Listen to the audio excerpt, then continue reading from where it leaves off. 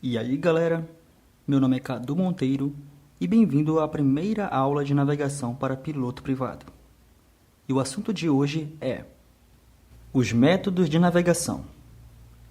Nesse vídeo, galera, veremos os possíveis métodos de navegação aérea, ou seja, as maneiras em que os pilotos consigam ir de um ponto ao outro sem problema algum. E quais são esses métodos?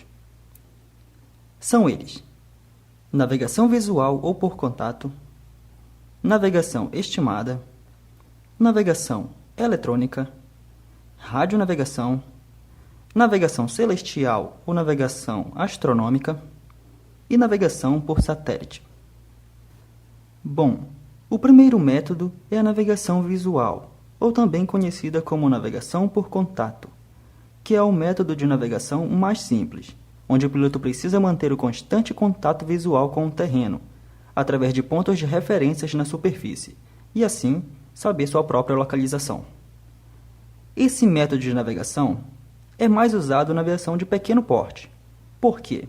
Porque como as aeronaves são menores e por voarem mais lento, e como voam em baixas altitudes, fica até melhor para usar os pontos de referências na superfície.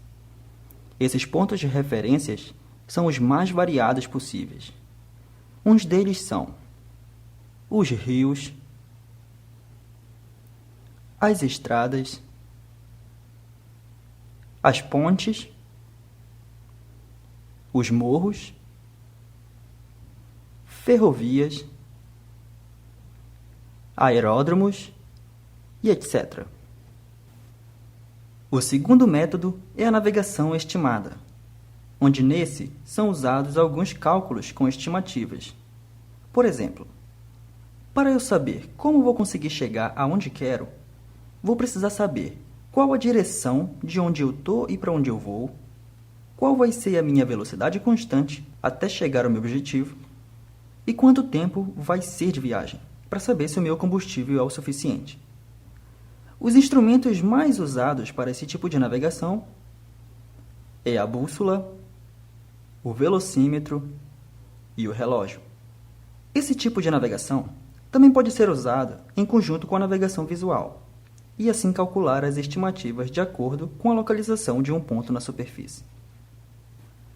O nosso próximo método é a navegação eletrônica, pelo qual a posição da aeronave é calculada através de equipamentos eletrônicos, que são muito mais precisos do que os métodos anteriores.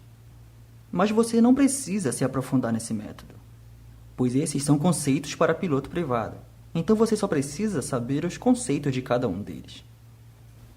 A radionavegação é o nosso quarto método de hoje.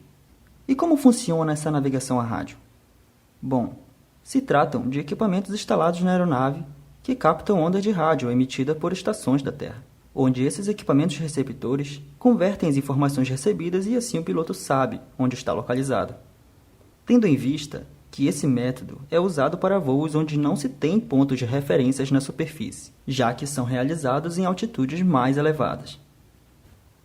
Um outro método não menos importante é a navegação celestial, ou também conhecido como navegação astronômica, onde os meios de referências usados para localização é o Sol, a Lua ou outro corpo celestial. Para esse tipo de navegação, é utilizado um instrumento chamado sextante. Mas não se preocupem, porque esse método é mais usado para navegação marítima. E o último método de hoje é a navegação por satélite. Esse método é bastante conhecido, até mesmo para quem não é da aviação, pois o instrumento utilizado é o GPS. E sem dúvida que esse é o método mais eficiente e que vem evoluindo cada vez mais. Bom pessoal, como já disse antes, vocês ainda não precisam se aprofundar nesses assuntos por enquanto, com exceção dos dois primeiros, que são a navegação visual e a navegação estimada, pois esses são assuntos de piloto privado. Fora esses dois, vocês só precisam saber os conceitos dos tipos de navegação utilizados na aviação. E essa foi a nossa aula dos métodos de navegação. Próxima aula, falarei sobre latitudes, longitudes, meridianos e paralelos. Se você gostou desse vídeo, não se esqueça de dar o seu joinha e se inscrever no meu canal, pois assim você vai estar sempre por dentro das novidades e ficará sabendo das próximas aulas que irei postar. Muito obrigado pela atenção de vocês e até a próxima.